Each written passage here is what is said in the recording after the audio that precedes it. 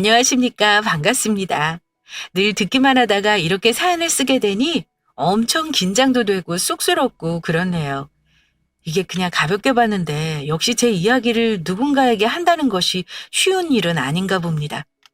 그럼에도 불구하고 제가 이 글을 쓰게 된 이유는 뭐냐, 곧 태어날 제 아이와 아이를 낳게 될 제 아이 엄마인 아내에게 조그만 이벤트이자 선물이 되고자 이 사연을 쓰게 되었습니다.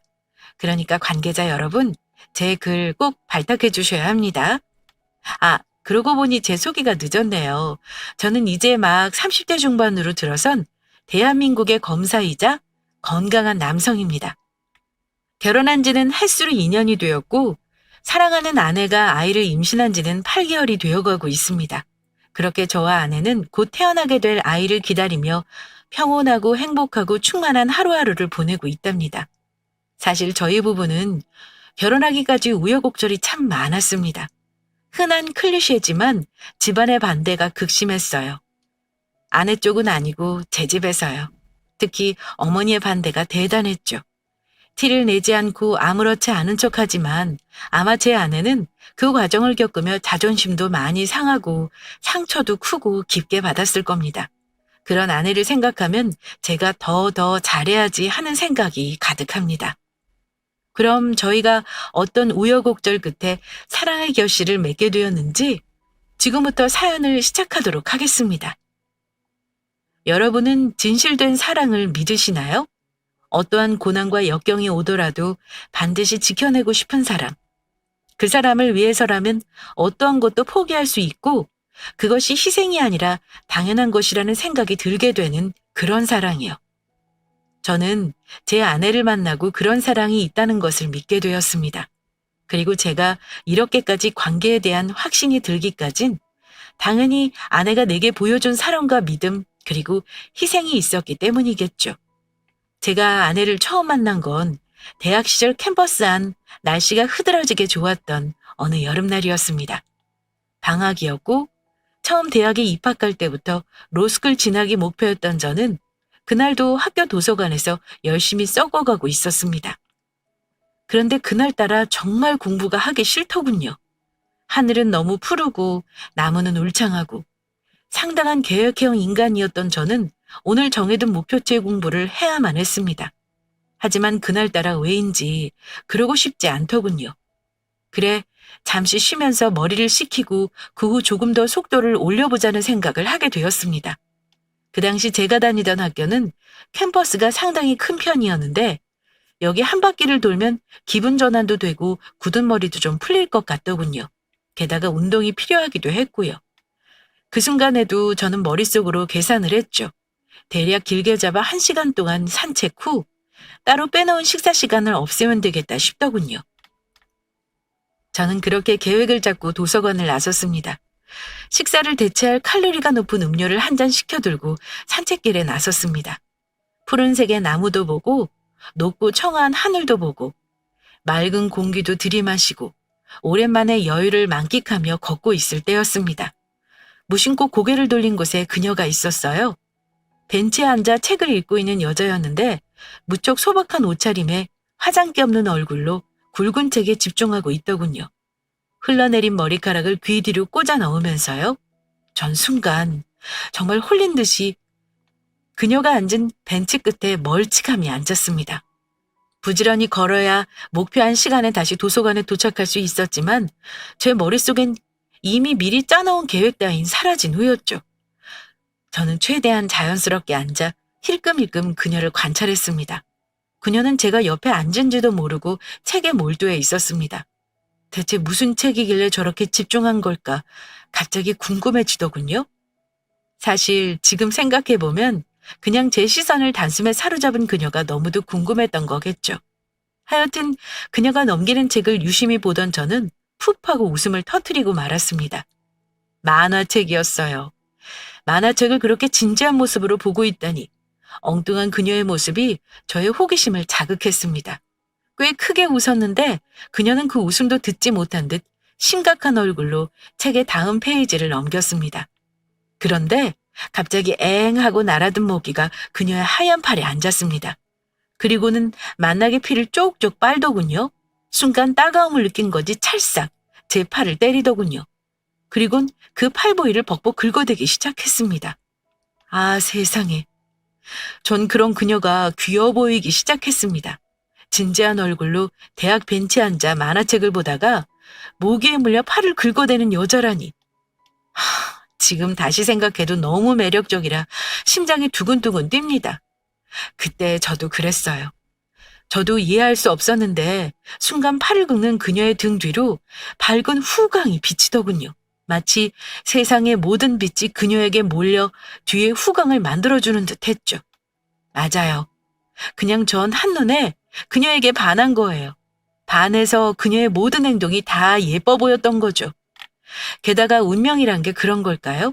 때마침 제 바지 주머니엔 벌레에 물렸을 때 바르는 연고까지 있었습니다. 이를 운명이 아니라면 뭐라고 표현할 수 있을까요? 저는 용기를 내 그녀에게 불쑥 연고를 내밀었습니다. 팔을 긁던 그녀가 드디어 만화책에서 눈을 떼어내 저를 쳐다봤어요. 맑고 검은 눈동자가 저를 비췄습니다. 순간 귓바퀴가 화끈하게 달아오르는 기분을 느꼈어요. 그리고 말 몇 마리가 뛰어다니듯 제 심장이 난장판으로 뛰기 시작했어요. 모기 물리신 거 아니에요? 여기 산이라 모기가 엄청 독해요.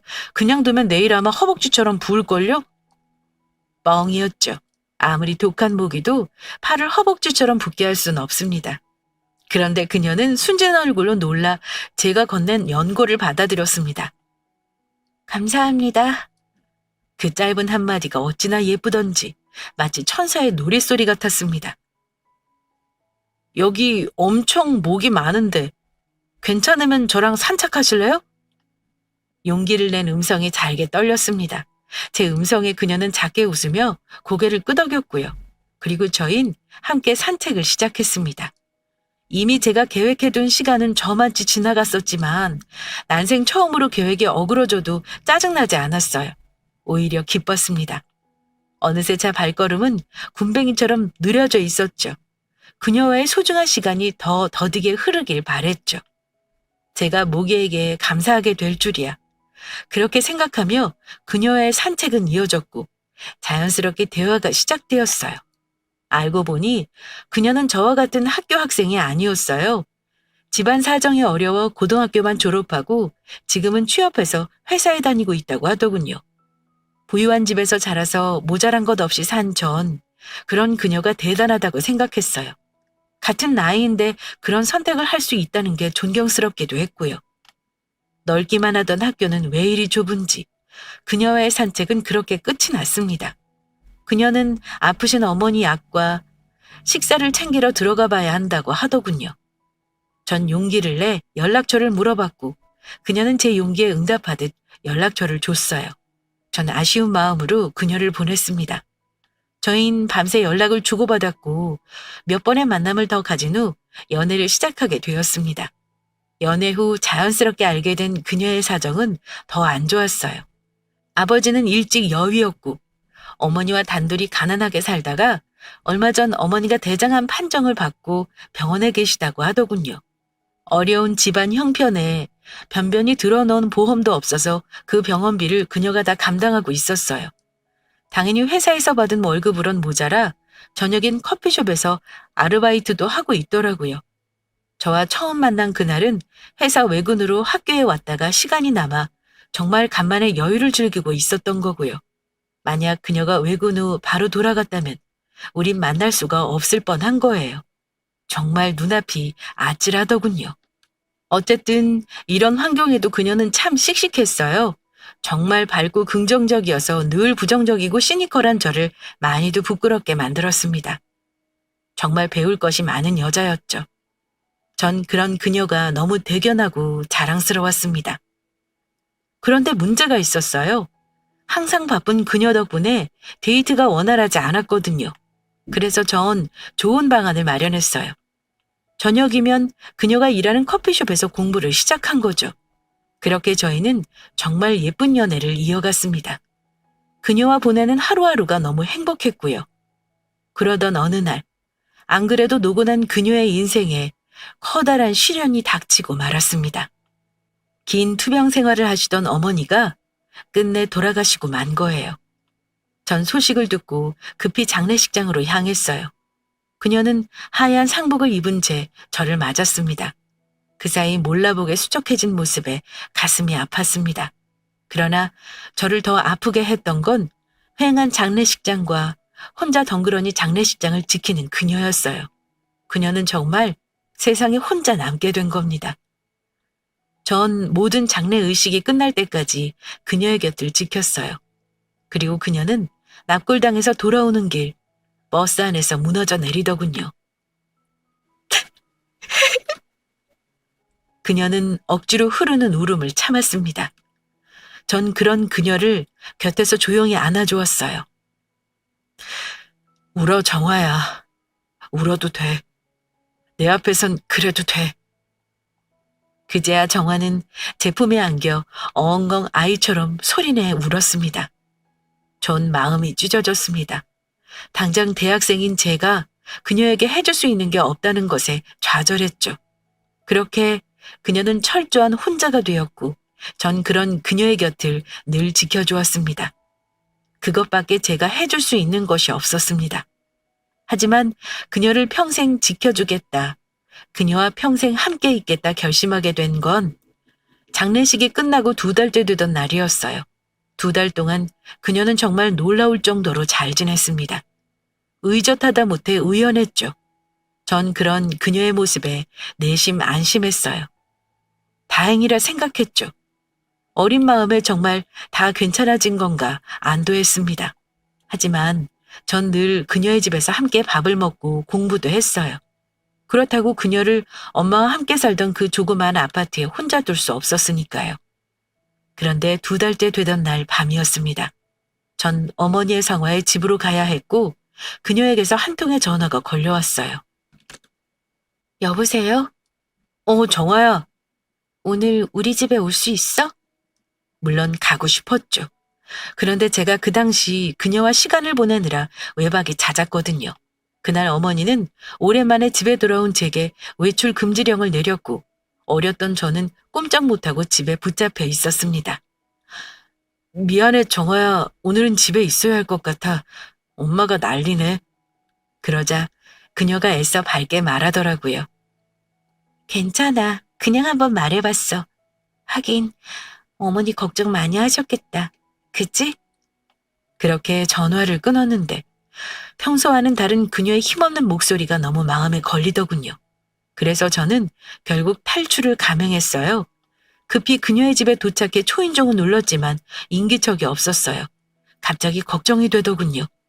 이미 집 비밀번호를 알고 있었기에 급히 비번호를 눌러 집으로 들어갔어요. 집은 쥐죽은도 조용했고 갑자기 겁이 덜컥 나더군요. 혹시 그녀가 안 좋은 선택이라도 했으면 어쩌지 걱정하며 황급히 그녀의 방으로 들어갔어요. 그런데 그녀는 곤히 잠들어 있었어요.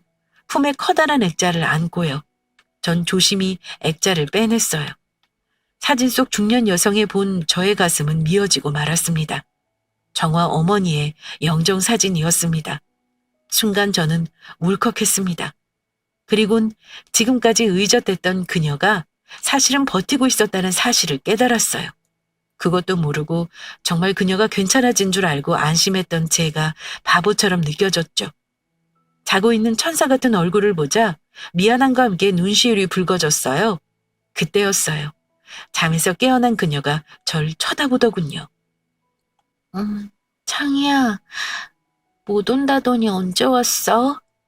전 그녀의 앞에서 눈물을 보이고 싶지 않아 황급히 화장실로 뛰어들어갔고 한참을 울고야 눈물을 그칠 수 있었습니다. 전 화장실을 나가 그녀를 품에 꽉 안았습니다. 창희야, 왜 그래? 당황해하는 그녀를 향해 전 말했어요. 내가 평생 너 지켜줄 거야. 절대 너 혼자 울게 안 할 거야. 그건 저의 맹세였어요. 무슨 일이 있어도 이 여자는 내가 지켜야겠다 결심했죠. 그리고 한참이나 제가 들어가 있던 화장실에 가변기에 산처럼 쌓인 휴지를 본 그녀는 웃음과 함께 눈물을 쏟아냈습니다. 제가 화장실에 틀어박혀 울었다는 사실을 안 거죠. 야, 류창이, 너 울었어? 여기서? 아니야, 나 안 울었어. 그냥 코 푼 거야. 그러자 그녀가 울며 웃으며 절 꼭 안더군요. 너, 나 지켜준다는 말 절대 잊으면 안 돼? 당연하지. 그러나 그 결심이 무색하게 전 나라를 지키러 가야 하는 신세가 되었습니다. 젠장. 이병 통지서가 온 거예요.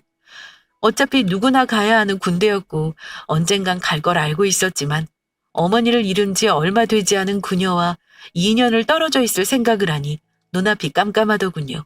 제 생각은 복잡했습니다. 정말 나 없이 2년 동안 괜찮겠어? 그리 묻자 그녀가 웃으며 그러더군요. 당연하지. 나 씩씩한 거 몰라? 알지. 아는데 제 걱정은 그것뿐이었어요. 전 쭈뼛거리며 말했습니다. 군대에서 헤어지는 커플 많다던데. 전 솔직히 걱정이 가득했어요. 제 눈에 이렇게 예쁜 그녀가 다른 남자들 눈에는 안 예쁠 리 없잖아요. 그러나 그녀는 제 손을 꼭 잡으며 생긋 웃으며 대답했어요. 네가 날 평생 지켜준다고 했던 날 나도 결심했어. 나 평생 이 남자 곁에 있어야지라고.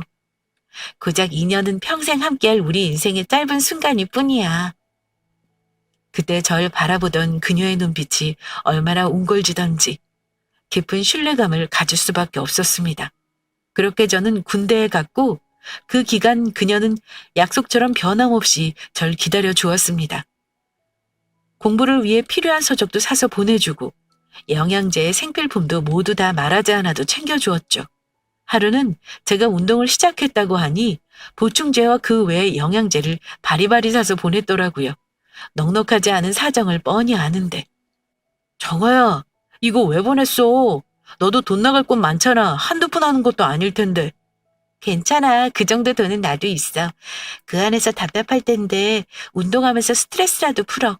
그리고 나도 몸짱 남친 한번 가져보자. 라며 웃는 여자였죠. 전 정말 여자복은 타고났구나 생각했답니다.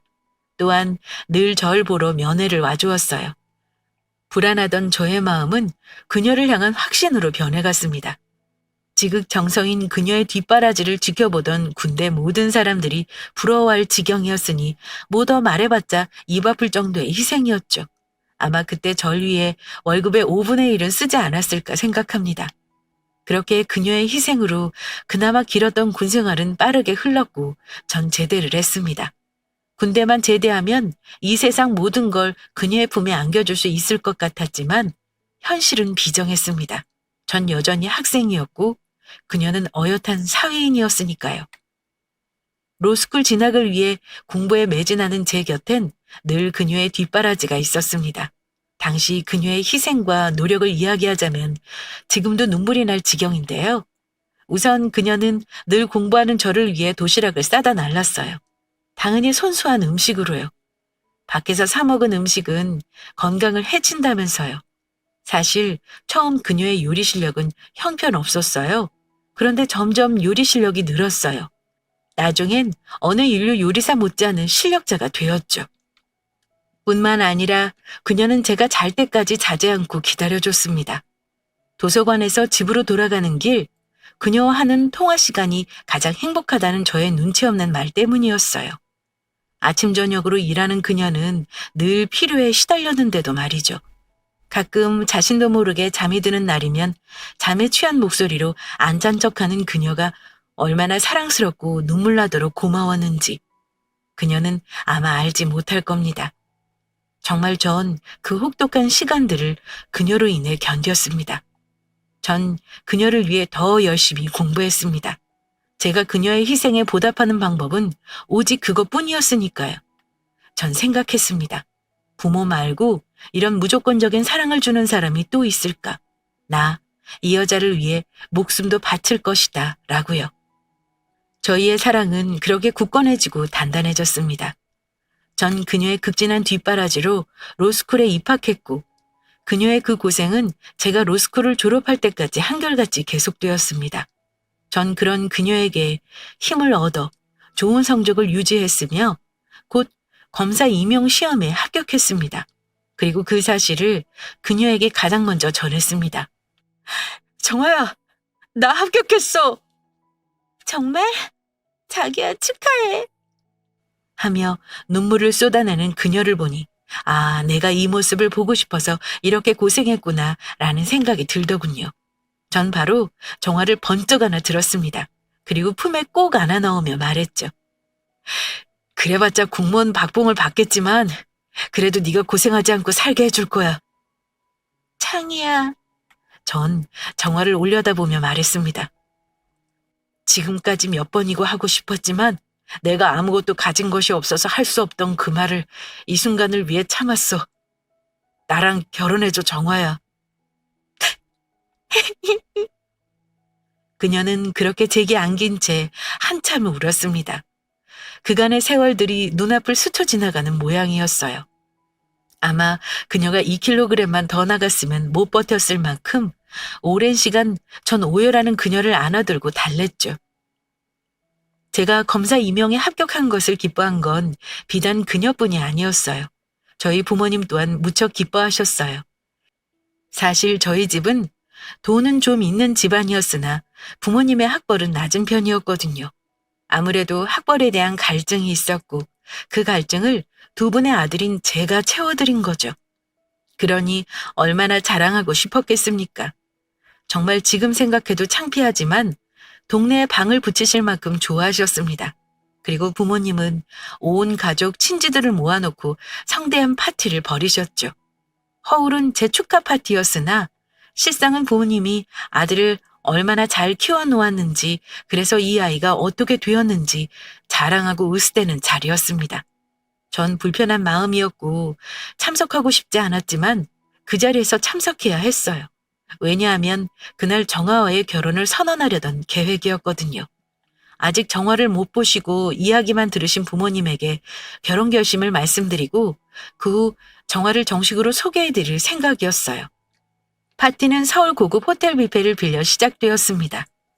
나쁘끄런 방이 여기저기 붙어있고 저희 부모님은 어느 날보다 더 멋지게 빼어있고 자리에 참석하셨습니다. 그리고 전 어머니가 사주신 양복을 껴입고 그 자리에 나타났죠. 친지들만 모인다고 했던 자리였는데 낯선 얼굴들이 많이 보였습니다. 아무래도 아버지 사업 관련 인사들도 자리에 참석한 모양이었어요. 저는 불편한 마음으로 구석에 서 있었습니다. 그때 부모님이 단상 위로 올라가셨어요. 안녕하세요. 저는 이제 곧 검사가 될 류창희의 어머니 되는 사람입니다. 이렇게 자리해 주셔서 감사합니다. 이렇게 유난을 떨 일인가 싶었지만 얼마나 좋으면 그러실까 하며 전 부끄러움을 참고 있었습니다. 그리고 절 끝내 단상 위로 부르셨죠. 전 어버버하며 인사했고 짧은 인사 후 자리에서 내려왔습니다. 어느새 맺힌 식은땀을 닦으며 샴페인을 집어들었습니다. 그런데 그때 무척 고급스럽게 차려입은 젊은 여자가 절 향해 방긋 웃더군요. 좀 힘드셨겠어요? 전 갑자기 말을 거는 낯선 여자에게 경계심을 느끼며 짧게 대답했습니다. 네. 그러자 그 여자가 제게 한 발짝 다가서며 말하더군요. 이야기 많이 들었어요. 사진보다 실물이 더 잘생기셨네요. 사진? 이야기? 이게 다 무슨 소린가 싶어 전 여자의 얼굴을 유심히 살폈습니다. 혹시 나라는 사람인가? 하지만 여자의 얼굴은 낯설기만 했죠. 절 아세요? 제가 그리 묻자 여자가 픽 웃으며 대답하더군요. 잘 알죠. 저희 아버지 사익감이신데. 네? 순간 무슨 소린지 영문을 알지 못해 정신이 멍해졌습니다. 그때였습니다. 어머니와 아버지 그리고 낯선 중년 남성이 제게 다가오더군요. 둘이 벌써 인사했어? 여기 김 사장님 따님분이셔. 천천히 소개하려고 했는데 둘이 벌써 이야기를 하고 있네. 하며 어머니가 호호호 웃으시더라고요. 그러자 옆에 김 사장이란 사람도 함께 웃더군요. 흐뭇하게요. 전 부모님의 얼굴을 번갈아 바라보았습니다. 이게 다 무슨 소린지 전 빠르게 상황 파악이 되더군요. 저와 이 여자를 결혼시킬 생각이었던 거죠. 그리고 이 자리를 통해 자연스럽게 첫 만남을 추진한 것일 테고요. 분명 부모님은 정화의 존재를 알고 있었습니다. 뿐만 아니라 정화가 제 뒷바라지를 어떻게 했는지도 너무 잘 알고 있었죠. 정화가 제 뒷바라지를 할 때 어머니와 아버지는 골프 여행을 다니고 운동과 자기 관리를 하면서 인생을 즐기셨으면서 이제 와서 돈 많은 집딸과 결혼시키려고 하다니 전 정말 부모님께 깊은 실망감과 함께 분노를 느꼈습니다. 그렇게 전 어거지로 그 여자와 둘이 마주 앉게 되었습니다. 전 건성으로 잡은 포크로 음식을 툭툭 건드리며 싫은 티를 냈고 여자는 그런 절 보며 웃더군요. 아예 모르셨나 봐요? 오늘 이런 자리 마련될 거? 네, 몰랐습니다. 근데 보통 검사되고 판사되면 이런 선짜리 엄청 많이 들어오지 않아요? 글쎄요, 전 관심 없어요. 그러자 그 여자가 천연덕스럽게 말하더군요. 그럼 지금부터 관심 가지시면 되겠네요. 전 황당했어요. 얼굴도 예쁘장하고 멀쩡한 여자가 무슨 조선시대도 아니고 집에서 정해준 사람과의 결혼을 덤덤하게 받아들이는 게 우스웠죠. 전 퉁명스럽게 대답했습니다. 싫은데요? 사람 마음이 머리도 아니고 어떻게 계산해서 관심을 가져야지 하면 관심을 가지겠어요? 그러자 그 여자가 그러더군요. 어차피 피차 집에서 정해준 사람과 결혼하는 게 편하지 않아요? 그리 묻는데 말문이 막혔습니다. 그리고 전 단호하게 말했죠. 아니요. 편하지 않고요. 전 결혼하고 싶은 여자가 있습니다. 10년 사귀었고 그 여자랑 결혼하고 싶어요. 그러니까 그쪽 집에 가서 이 결혼 못하겠다고 말씀해 주세요. 그렇게 말한 후 대답도 듣지 않고 자리에서 일어섰습니다. 그 여자에겐 신뢰되는 행동일지 모르겠지만 그렇게 확실히 말해두는 게 피차 좋을 것 같다는 생각에서였어요. 그리고 전 집으로 돌아와 부모님을 앉혀놓고 진지하게 말했죠. 저 정화랑 결혼할 겁니다. 그러자 어머니가 인상을 마구 구기시며 말씀하시더군요. 뭐? 너 미쳤어? 제가 왜 미쳐요? 10년 동안 제 뒷바라지 해준 여자예요. 결혼하는 게 당연한 거 아니에요? 예, 창이야. 너 정신 차려. 걔 고졸에 고아야. 네 앞길에 전혀 도움이 안 된다고. 너 그저 그런 검사 나부랭이 하다가 말 거야? 이왕 검사 되었으면 큰일을 해야지. 그러려면 뒷배가 얼마나 중요한지 알아? 뒷배에 있어야 하는 큰일은 하고 싶은 생각도 없고요. 은혜도 모르는 쓰레기 같은 놈 되면서까지 출세할 생각도 없어요. 두 분, 정화가 제게 어떻게 한지 아시면서 어떻게 제게 다른 여자랑 결혼하는 뭐 소리를 하세요? 네? 그러자 어머니가 입에 개거품을 무시며 넘어가시더군요. 아버지는 말없이 그런 어머니를 부축하셨고요. 전 그런 부모님을 보며 쐐기를 박았습니다. 전 정화 아니면 결혼 같은 거 할 생각도 없으니까 그렇게 아세요. 두 분 정말 실망입니다. 그러자 어머니가 충격 먹은 듯한 얼굴로 절 보시더니 절 살살 달래시더군요.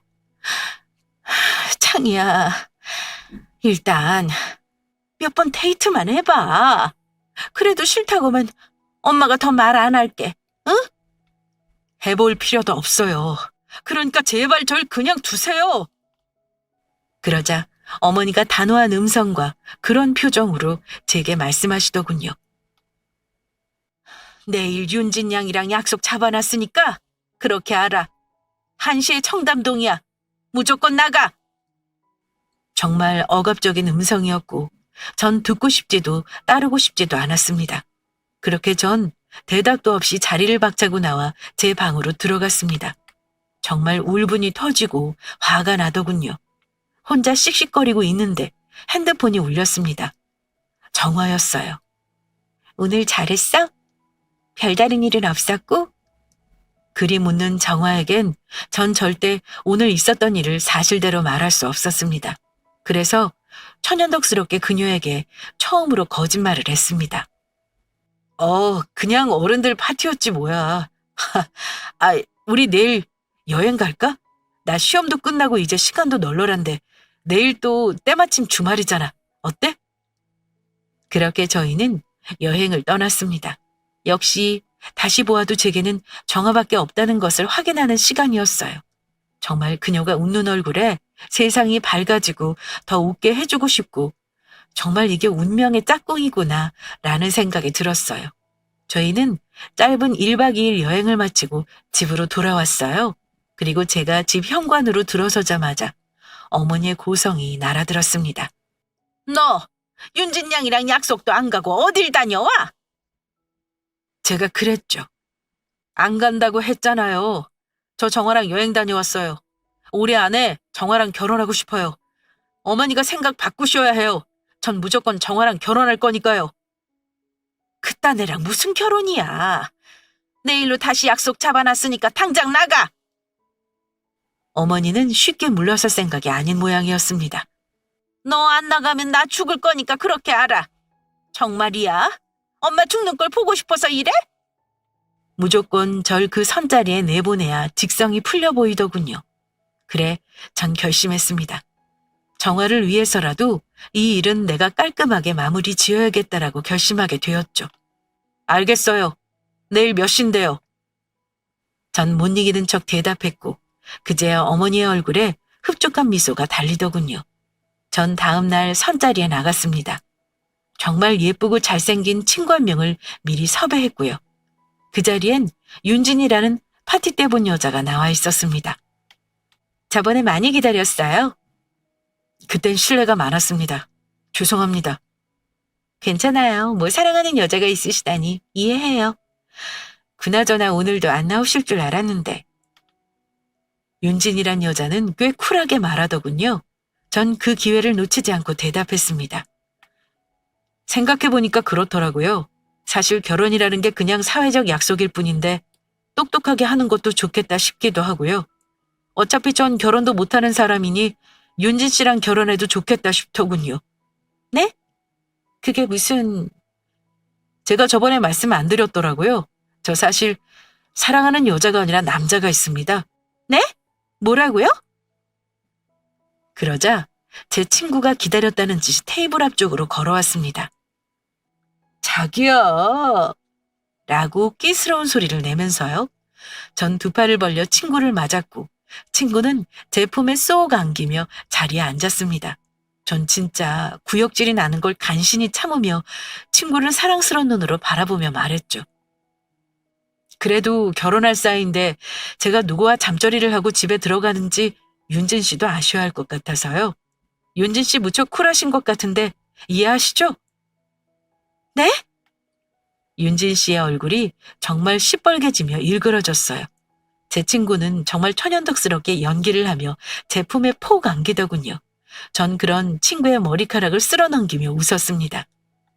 걱정하지 마세요. 저랑 제 애인은 피움도구는 이용하니까요.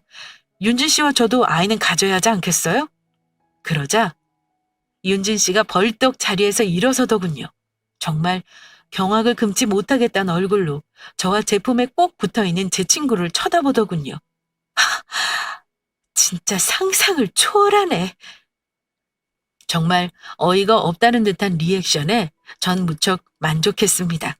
윤진 씨는 그대로 가방을 집어들고 도망치듯 호텔을 나가버렸죠.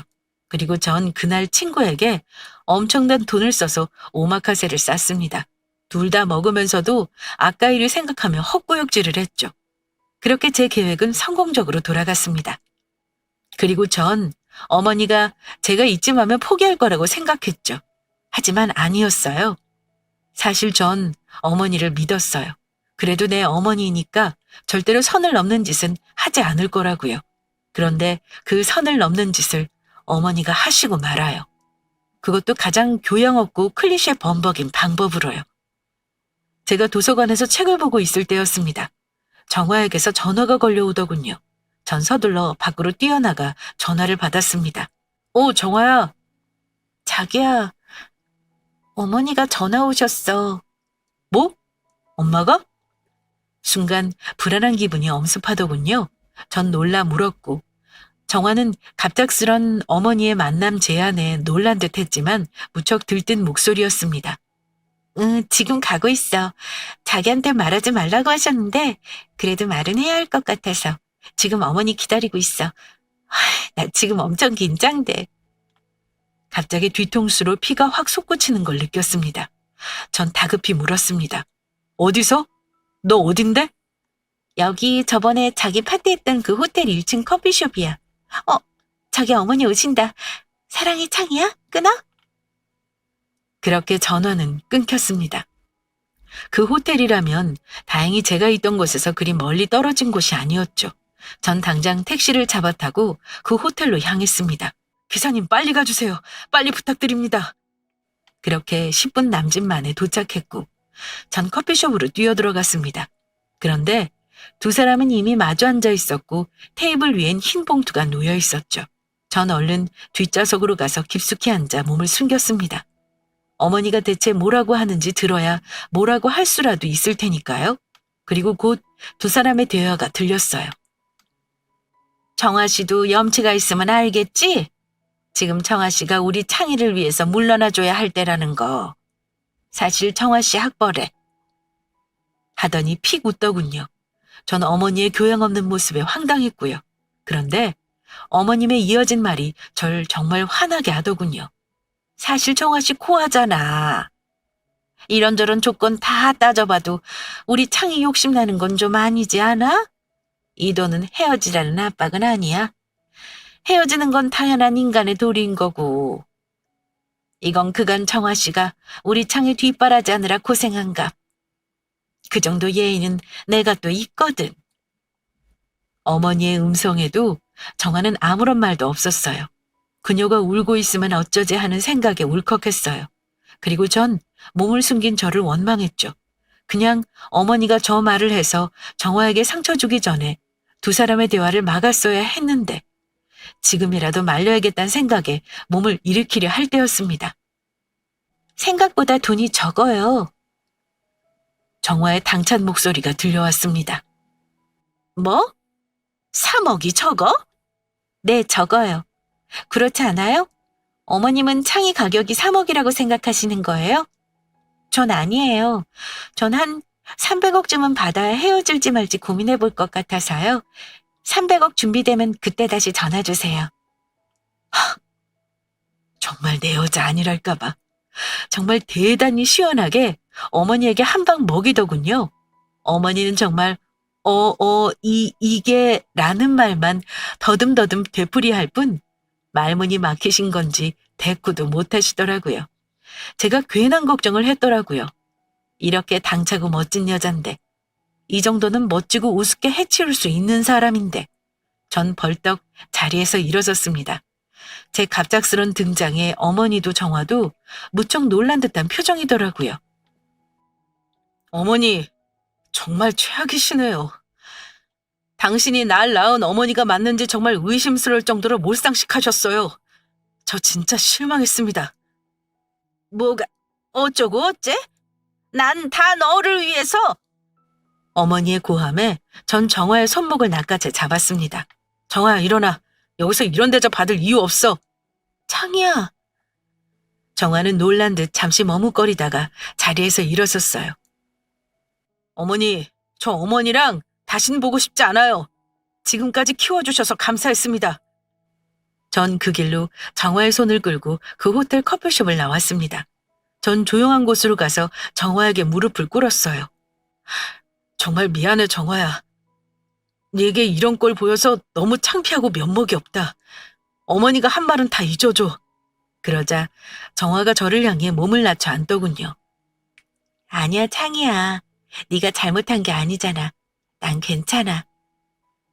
상처도 많이 받았을 테고 자존심도 엄청나게 상했을 텐데 정화는 정말 괜찮다는 듯 저를 향해 웃어주었어요. 어떻게 이런 여자를 사랑하지 않을 수가, 배신할 수가 있겠습니까?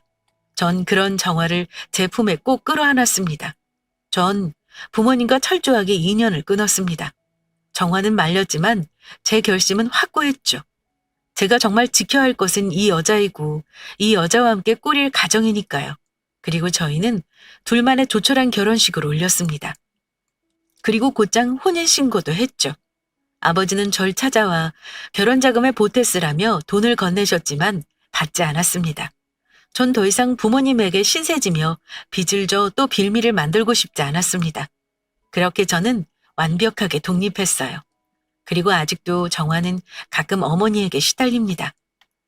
너 같은 애 때문에 내 아들 신세를 망쳤다는 둥, 네가 부모 연을 끊어놓았다는 둥. 전 그럴 때마다 부모님과 화해하고 싶은 마음이 말끔히 사라집니다.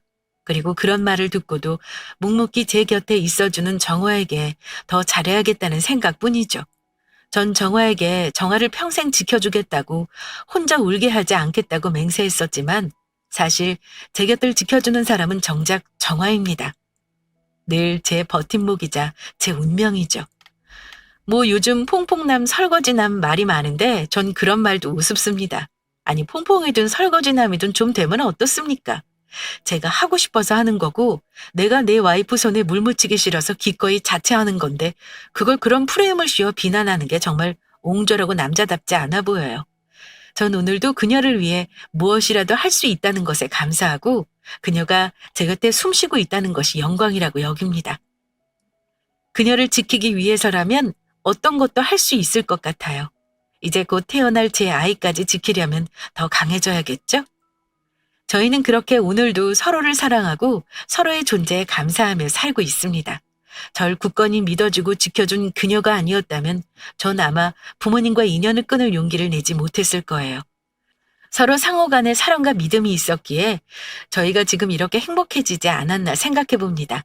전 오늘도 그녀의 존재에 감사합니다. 제 인생을 완성해준 그녀가 있기에 오늘도 멋진 하루를 살 수 있을 테니까요. 여러분, 제 이야기 어떻게 들으셨나요? 제 아내 너무 멋지고 사랑스럽지 않나요? 제가 팔불출 같아도 어쩔 수 없습니다.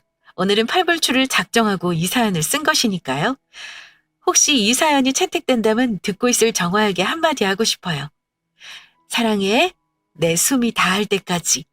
아이고, 이거 참 오그라들고 쑥스럽네요. 그럼 전 빠르게 인사드리고 사라지겠습니다. 그럼 제 사연 들어주셔서 감사합니다. 안녕히 계십시오.